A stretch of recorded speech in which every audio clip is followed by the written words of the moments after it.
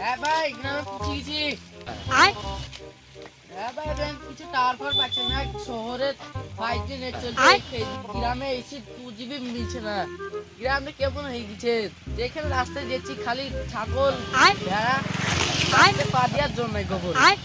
এদিকে দেখছি তো ছাগল প্যা করছে, ওইদিকে দেখছি তো গরুটা ম্যাঁ ম্যাঁ খুঁজে পাচ্ছে। আর গ্রামে আপনারে মাকে দেখা লিগে এসে 2-3 দিন পর আবার চলে যাবো। ঠিক আছে বন্ধু, থাক তাহলে। কথাগুলো শুনছিস, কথাগুলো শুনে গায়ে কেমন শেখা লাগছে।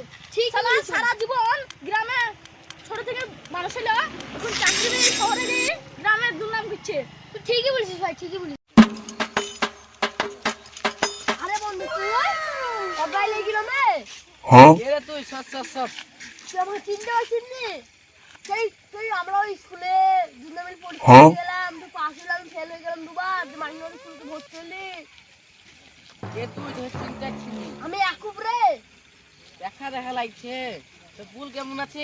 ভালো নাই রে ভাই, একদিন যদি পাঁচটা একদিন ভালো না কেন? তো ছেলে মেয়ে কটা?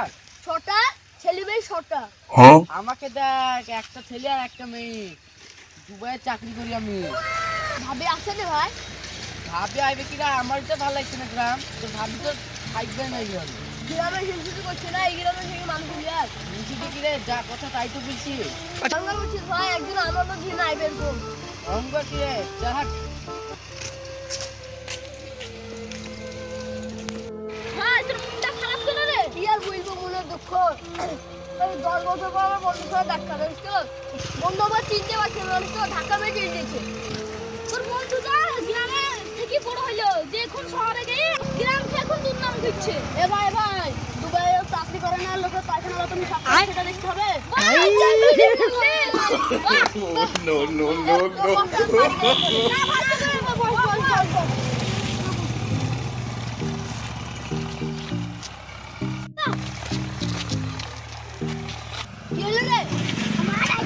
চল চলে ও তো চলে গেল, আমরা কি